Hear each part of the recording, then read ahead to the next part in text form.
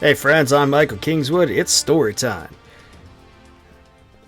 Don't have a whole lot of news to share with you, so let's go straight into the reading, continuing, drawing near the end of the Pericles Conspiracy, the science fiction novel we've been reading for the last, many weeks now, interspersed by hiatuses as I got distracted back in the fall and a couple of douchebaggery things happened here this spring. I'm sure you remember them and are still living through the effects of some of them. Anyway, continuing on, this is chapters 60 and 61 today. 63 chapters total in the book, which means we're drawing very near to the end. So last time we were together, the various heroes, Joe and Malcolm and Grant, had gotten on board the Agrippa and managed to evade the United Earth ship Bunker Hill and blasted away to the stars to try to deliver the alien eggs home. And last we saw them, they were going to sleep in their cryo-suspension chambers because it's a 270-some light-year journey. Even at relativistic speeds, it would still be 70-some years for them, and yeah, they are taking a nap. So that's what they're doing. Let's see what happens next. Talk to you on the flip side. Chapter 60. Wake-up call. Electronic beeping slowly intruded onto Joe's consciousness. Faint at first, but gradually growing louder, it penetrated her slumber first in her subconscious, evoking odd dreams of being followed by an eternally beeping robot. Slowly, as she began to wake, the fact that she was dreaming registered. People don't dream in cryosuspension. Her eyes fluttered open. The lighting in the cryo chamber was dim to allow her eyes to adjust. Months, or in her case years, of slumber necessitated a gradual return to normal activity. But there was light enough to see, so she found the control pad easily enough. She tapped the controls and with an audible click and a soft hiss as the tank's atmosphere equalized with the rest of the ship, the tank's lid slowly opened. Pulling the electrodes from her chest and head, Joe sat up and stretched. She felt weak, weaker than she had ever felt when coming out of cryosuspension before. But then, to her knowledge, no one had ever been under for as long as she had. The massage units in the chamber, though adequate to prevent muscle atrophy during shorter journeys, clearly were not able to prevent it completely during her long slumber. She managed to stand without too much difficulty and looked around. Malcolm and Grant were still asleep, per the planned wake-up sequence. The captain is always the last to sleep and the first to rise, at least on Joe's ship. Joe hobbled over to the wall console. She almost fell twice, only reaching the wall and leaning a hand against it stopped her from collapsing completely there at the end. She was in bad shape. She tapped the display to life and was unable to suppress a feeling of anxiety. The fact that she was standing on the wall, that was in line with the longitudinal axis of the ship, and not standing on the ring's outer wall or floating, meant that the engines were firing, decelerating the ship. But were they decelerating at the right star system? The navigation status display flashed onto the screen and Joe breathed a sigh of relief. Ship's position plotted exactly on the projected course. They were about 3 days from the outskirts of the alien star system, with 12 hours left on the deceleration burn. Plenty of time to get it ready. She forced herself erect and slowly, carefully, maneuvered over to Malcolm and Grant's tanks and checked their status. 5 minutes remained on their wake-up cycle. As their tanks slowly thawed and the two men began the usual pre-waking movements, Joe ran through everything that needed to be done to prepare for the meeting in her mind. There was a lot to do, but the tasks were mostly everyday, easily accomplished. They did not make any of it less important, though. Soft hisses from each tank announced their opening. Joe put on a smile of greeting as the men groggily rubbed at their eyes and sat up, working their jaws slowly to work the dryness from their mouths.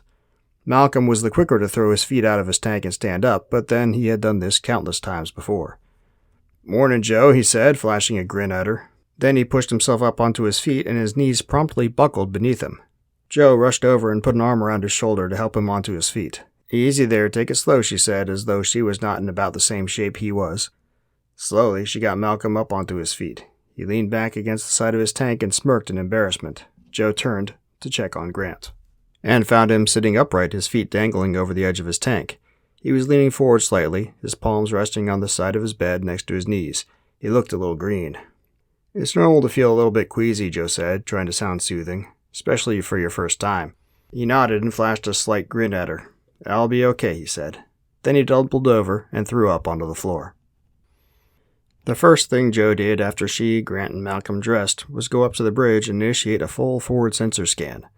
Then she went below to eat breakfast. You do not know hunger if you have never come out of cryosuspension, and this was the longest cryosleep in history. Her stomach felt like a black hole that had taken up residence.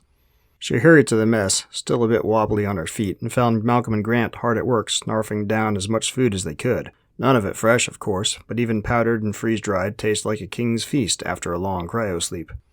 Do you think the plants survived? Joe asked in between bites of something that tasted of strawberries but was certainly not. Malcolm shrugged. With no one to tend them for so long, he paused, considering. They probably overgrew their containers a long time ago. Could be at least some of them are okay. We'll see. He took a bite of his food, chewed with relish, and swallowed with a grin. Grant and I will check on them and on the other supplies after this. I presume you'll be on the bridge. Joe nodded. Wild horses could not keep her away from the bridge for long. Not now. Malcolm chuckled. Joe took another bite and looked at Grant. He sat silently, eating slowly, and with little sign of relish. Physically, he looked great. His time in cryosuspension had healed his wounds from the assault on Gagarin. Joe could hardly see the scar on his temple and forehead, and he had only a slight limp to show from his leg wound.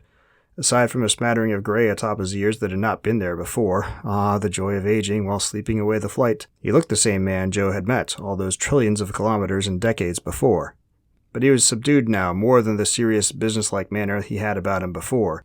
If Joe did not know better, she would say he was depressed. You okay? Joe asked. Grant looked up from his plate and shrugged slightly. Just thinking. He paused, frowning slightly as though unsure whether or how to proceed. Then he shrugged again. I wonder what Thomas would think about all this if he was here. The question took Joe by surprise, though it really should not have.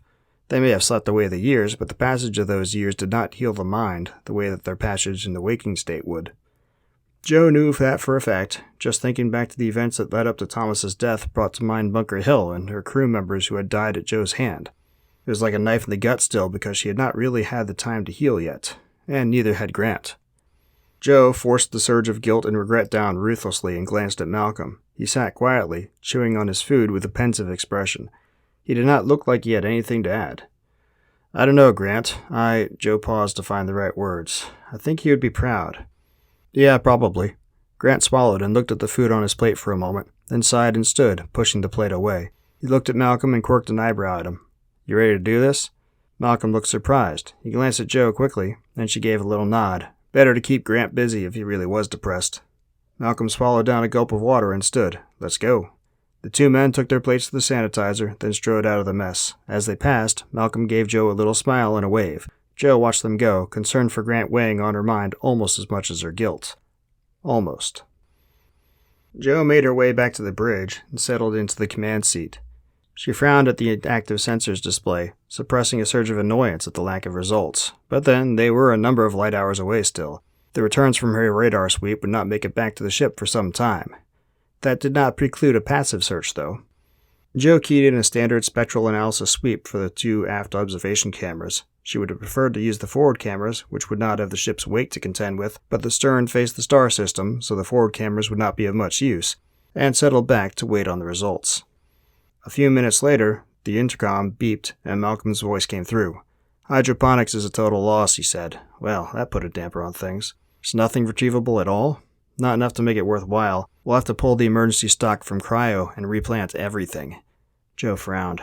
That would be a long, involved bit of work, and neither she nor Malcolm was a botanist. Grant certainly would not know his way around a hydroponics plant. Very few of the planet-bound had a clue about that sort of thing. But then, Grant really was not planet-bound anymore, was he? That was a curious thought. All right, go ahead and get started.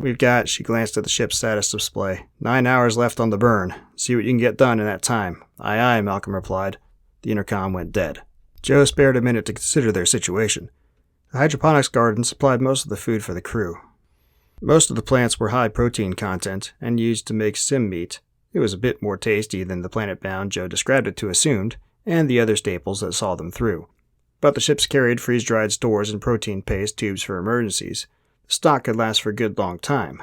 More importantly, the gardens were the ship's primary atmosphere processing system, scrubbing CO2 from the crew's exhalations and replenishing the oxygen supply. There were backup chemical processes and water stores that could be broken down to bleed oxygen back into the air, but their capacities were limited. If Malcolm was not able to restore at least some of the garden, they could have a real problem for the long term. It helped that her crew was so very small, but it still warranted attention. Later. For now, the immediate concern was their mission. Long-term survival was important, but there was a greater than zero chance they would not survive the meeting with the aliens at all. Making sure that meeting went well, or even went at all, ranked a bit higher on her priority list. Chapter 61. Announcing One's Presence. The alien's star dominated the bridge's forward observation window. The window was designed to automatically polarize itself to minimize glare from outside, but that ended up blocking out a significant portion of the window, just as well that starships weren't normally flown from visual cues. It had been a busy day. Joe, Malcolm, and Grant spent most of the day working in hydroponics, with just a brief interruption when the main engines cut off, right on schedule. Joe took a few minutes to maneuver the ship to point the system, then she initiated ring rotation and went down to work with Malcolm and Grant. They made good progress, uprooting a good third of the dead plants. They would not be able to replant for some time. Thawing from cryofreeze was a long, delicate process that, if not done correctly, would kill their precious seeds. It was not something Joe had any intention of rushing. Besides, the sheer immensity of Agrippa's interior volume meant they had plenty of time before air quality became a concern, and the emergency rations would last the three of them for months. They could afford to be deliberate. The three of them were in the crew's mess, enjoying a meal of protein paste, when a warbling alert from the ship's status display on the wall grabbed Joe's attention. She swallowed and exchanged looks with Malcolm and Grant, a sudden mixture of excitement and apprehension flooding her. "Sensor data's ready," Malcolm said with a quirked eyebrow. Joe nodded. She had set the alert specifically for that eventuality. They wasted no time, running out of the mess to the lift for the bridge. Looking at the polarized window, Joe smirked. They could have done this from control. But there was just something about being up in the bridge. The enhanced visibility of it just seemed a more appropriate place for a journey of discovery. And besides, the bridge was located on the ship's hub, not in one of the rings. With the main engines secured, they could enjoy zero-G for a time, something they would not partake in on the rings. Might as well have a bit of fun while they could. "Let's see what we have," she said, and tapped the sensor analysis display to life. Her earlier passive scan revealed that it was a binary star system. She should not have been surprised by that. Far more systems were binary than single star. But the system's primary star, G-type, about 10% greater mass than Sol, outshined its brown dwarf partner so completely that Joe missed the dwarf with her naked eye. That was all well and good, but Joe wanted planetary data, and the passive sweep had been inconclusive for planets, except for one probable gas giant at the outer edge of the system's Goldilocks zone. If there had been more time, she could have gotten more data passively. But the analysis required to eke out planetary effects on the star was a long process, which was why they had been awaiting the active radar scan so eagerly. The computer took a few seconds to compile the data. The system chart, when it popped up, turned Joe's blood to ice water. "Oh, crap," she breathed. 4 planets. The gas giant they had already found and 3 others that were likely rocky, but also were far too close to the star to support life. Or at least like humans, or the aliens she had encountered on Pericles. And that was it. "What do you mean, oh crap?" Grant said. "Where is it?" Malcolm asked, right on his heels. Joe shook her head. "Where is what?" Real fear was in Grant's voice. He was completely out of his element, and if Joe and Malcolm had reason to be worried, how much worse would it be for him? Joe drew in a deep breath. The alien's homeworld. It should be here, but she trailed off, mystified. Grant's eyes widened, and he went pale. "It's not here?" He was almost shouting now, and Joe could not blame him. "How could it not be here?" She shook her head. "I know we read the star map correctly." She glanced at Malcolm. "Didn't we?" He spread his hands helplessly. "Oh, God," Grant said. He pushed himself halfway away from the command station and floated over to the rear of the bridge. He ran his hand through his hair and looked around frantically at the expanse of space all around him. "Oh, shit." He was about to lose it. "Grant," Joe said, moving over to him. "It's okay. Relax." In a flash of movement, Grant grabbed her by the collar of her underway coveralls. Before she knew what was happening, her shoulders slammed painfully into the plastic glass of the port side observation window. Grant stared at her through eyes that were narrowed into angry, almost murderous slits.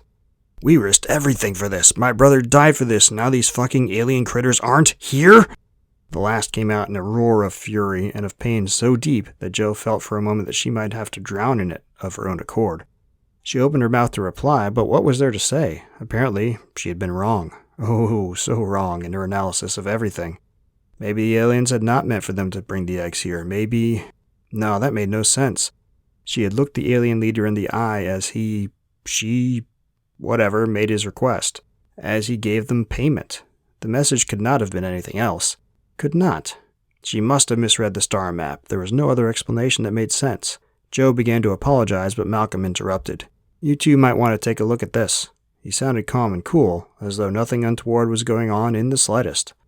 Grant gave a little jerk and looked away from Joe, his eyes still seething. What? He demanded. His expression said clearly that once he was done with Joe, Malcolm would be the next target of his ire. Malcolm stood, well, floated really, with his arms at his side.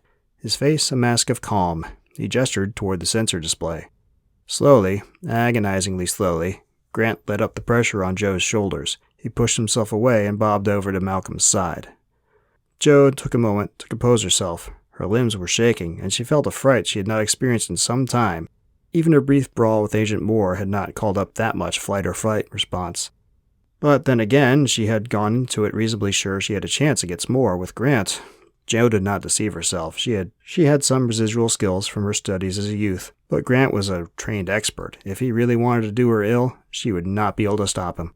She shuddered, then drew a deep breath and forced herself to calm. Well, mostly calm. Then she maneuvered toward the two men. I don't get it, Grant said. What am I looking at? The fury, the terror, was gone from his voice, replaced by puzzlement and curiosity. Malcolm smiled ever so slightly and turned his gaze on Joe. A moon, he said. One of the gas giant's moons. It hit Joe like a ton of bricks, of course. It was well known that a large enough moon revolving around a gas giant could conceivably harbor life, though such places were so far exceedingly rare. Joe halted herself next to Malcolm, on the far side of Malcolm from Grant, and peered at the display. Sure enough, the gas giant's fourth major moon appeared to be about Earth mass, though its radius was significantly smaller. It was likely very heavy metal rich. That would explain the alien's compact size and great strength. The moon's gravitational field would be substantially greater than Earth at that radius. Assuming that moon was what they were looking for. Track in a camera, Joe said. She sounded a bit breathless, even to her own ears. Malcolm nodded and brought up the observation camera control screen, then trained the camera forward toward the moon. It took a long moment or two for the camera to align itself and then track in on the small body. Then finally, the image from the camera came up, and Joe's jaw dropped. Her growing tension flew away, replaced by amazed wonder. The moon was just emerging from the gas giant's night side. It was covered by a mass of swirling white clouds over top a mottled blue and green surface. But Joe had seen that sort of planet many times. What caught her breath, and made her shiver a little, was the glittering ring. Clearly a construction of some sort that seemed to surround the moon. It was thick. From a more acute angle of approach than the one she was taking, Joe surmised it would probably obscure much of the moon itself. But what is that? She asked. Can you zoom in further? Malcolm frowned and tapped the magnification control. A moment later, the image zoomed in until the moon took up the entire display. The ring became clear. Joe could see several pylons of some sort that rose from the moon's surface and joined with the ring. Those could only be support structures for space elevators, which meant the entire ring had been constructed in geosynchronous orbit. That was amazing. The zoomed-in view revealed a multitude of vessels docking with and departing the ring. It was impossible for her to evaluate what each vessel's purpose was just by looking at them, but Joe found herself calling certain smaller ones tugs, others ferries, and still others cargo carriers. Then a new kind of vessel, larger than the others, got underway, and Joe's breath caught. She had seen that sort of vessel before. Crescent-shaped, off-white in color, with a small blister on its dorsal section that must have been its bridge. The vessel was the same make as the one they encountered on Pericles all those years ago. She traded looks with Malcolm, and he nodded. He recognized it as well. Joe swallowed, a shiver of both excitement and anxiety going down her spine. There was no doubt about it now. This was the place. Son of a bitch, Grant said. That about sums it up, Joe replied, shooting him a quick grin. I guess we know where we're heading. Joe adjusted the ship's heading to intercept that one special world. Then she left the bridge. Grant surprised her. He found her an hour later as she was walking down the main passageway in the cruise section of Ring A, about halfway between the control and the captain's cabin. Her cabin. He approached slowly, almost tentatively, his normal confidence giving way to uncertainty. Joe found herself quirking an eyebrow, odd as his approach was. Grant coughed and looked at the deck. Joe, He ran his hand through his hair, then hurried on. Want to apologize for how I acted up on the bridge. He paused and looked back up at her. No excuse. His voice regained some of its normal assurance as he finished, but his eyes carried an unspoken plea. The apology took her aback. She did not expect one, and really none was needed. They had all been through a lot, sacrificed a lot for this mission, but Grant more than she and Malcolm. It was completely understandable that he would feel anger if it turned out that his sacrifice, as large as it had been, was for nothing. "Thank you," Joe said. "I can't begin to know how you're feeling." I said, "There's no excuse." Joe paused, considering. "That's true, but there is an explanation, and a valid one." Grant's eyes narrowed as he considered her words, then he nodded quickly. "I trust nothing like this will happen again." Joe used her Captain Means business voice. Sometimes it helped to assume an authoritative stance, and Grant seemed to be the sort who wanted and needed a hierarchy to belong to. He nodded again, more deeply. "No, it won't." Joe held his gaze for a long moment, then nodded. "Very well. See that it doesn't." Grant turned away then and walked back toward Section B, where hydroponics was located. He almost wore a smile as he left. After a short nap, Joe went back up onto the bridge and strapped into the pilot station. The straps were not necessary, but they saved her having to constantly adjust herself in the zero-G environment. After a while, sitting there, staring at the camera display of their destination, she frowned. There was something odd, but she could not put her finger on what. The little voice in the back of her head quipped about the entire situation being off, but she paid it no heed. Something was missing from the picture, something that should be there. She frowned and called up the spectrographic analysis display. The moon's atmospheric conditions were what she expected from the last encounter with the aliens, primarily nitrogen and oxygen, with CO2 and helium levels that were significantly higher than Earth's. That was not it. Maybe it was the anticipation of the coming meeting, and of her relative inaction now, after so much running around before. Preparations for the meeting were made as well as they could be, and she found she was more hindrance than help down in hydroponics. Ripping a bunch of dead, dying, or decayed plant material out of the bins and prepping them for new seedlings was not something she was particularly good at, and besides, someone had to monitor their approach to the moon. But still, it nagged at her for almost an hour before she hit upon it. It was so obvious that she was surprised she had not noticed it before. The silence. The entire time they drew nearer to the system and to the moon, Agrippa's communications equipment had not picked up a single signal in any frequency range except for normal background static. That was unheard of in Joe's experience. The channels should have been full of navigation beacons, traffic control, entertainment networks, the list went on and on. But here there was nothing. The aliens sure did not seem to be talking to each other. Joe frowned and looked back at the moon, now fully visible on the gas giant's day side. The mass of vessels docking and getting underway, transiting the area, or just sitting in a stationary orbit was no less than it had been the first time she saw it. But if that was so, why no radio chatter? Surely an operation as complex as that ring would require an extensive communications network to avoid conflicts and ensure that things ran smoothly. Joe checked the receivers again, then ran the satellite diagnostic utility. Everything was in good working order. There was simply nothing to receive. It was very puzzling. Perhaps they did not use radio. But if not radio, what? That was a rabbit hole with no end, and pointless. Even if the aliens did not use radio channels to communicate, they must surely be able to receive them. It was her broadcast from Pericles to the crippled ship that initiated their first meeting, after all. Joe glanced at the navigation display. About 10 light hours from the planet. They should arrive in about a day. Politeness dictated announcing their arrival beforehand, and Joe figured this was as good a time as any. She called up the communications controls again. Now, what did the first contact procedures for Starliners say about the communications system? Although it had been years since she accessed the contact protocols aboard Pericles, Joe remembered the keystrokes as though it had happened yesterday. She tapped them in, hoping the algorithms had not been changed. Her hope was rewarded as the screen shifted to a yellow-bordered command access display. The controls were exactly as Joe remembered them from the encounter aboard the Pericles. She pointed the directional antennas at the planet, then a couple of taps later, the ship's antenna status indications lit up across all bands. If the aliens had not detected Agrippa already, they would in a few hours. Now there was little to do but wait. The beeping of the proximity alarm roused Joe from a fitful sleep. She was still on the bridge at the pilot station. She must have drifted off without realizing it. She began cursing herself for allowing that to happen before experience made her stop. Sleep was a weapon and a necessity. It would be far worse to push herself past endurance than to grab a little shut-eye when opportunity presented itself. Joe shook her head and, wiping sleep from her eyes, tapped the control pad to wake up the sensor display. Even though she knew intellectually what was out there, she gasped and felt a surge of adrenaline when she saw it on the display. 2 crescent-shaped off-white ships just like the one she saw earlier were paralleling her course. One on either side of Agrippa, at a distance of 10 kilometers. It looked as though her message had been received. "Alert! Alert! Aliens off the port bow!" And the starboard bow. "Aliens everywhere! Oh boy, what are we doing? Oh, wait, why did we come here?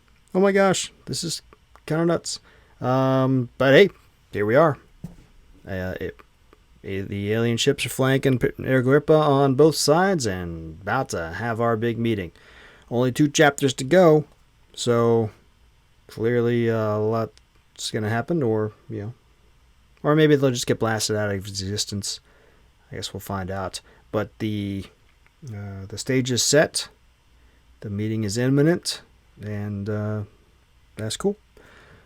You'll have to come back for the next time to find out what happens next. As always, you can subscribe to the YouTube and BitChute channels, or subscribe to the podcast if you're listening through there, and get it without any issues.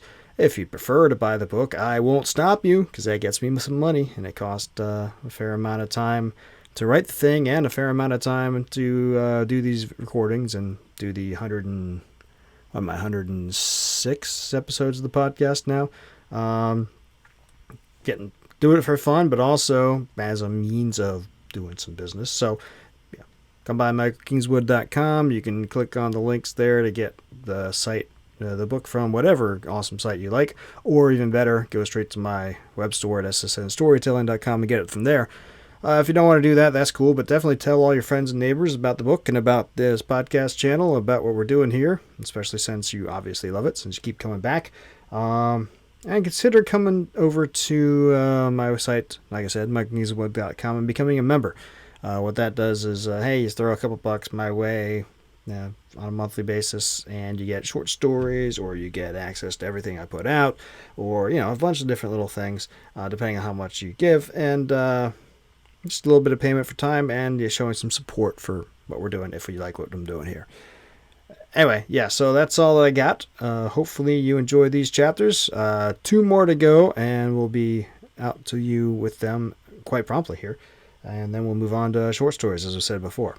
Hope you guys have a great week. I'll talk to you next time. Until then, don't do anything I wouldn't do.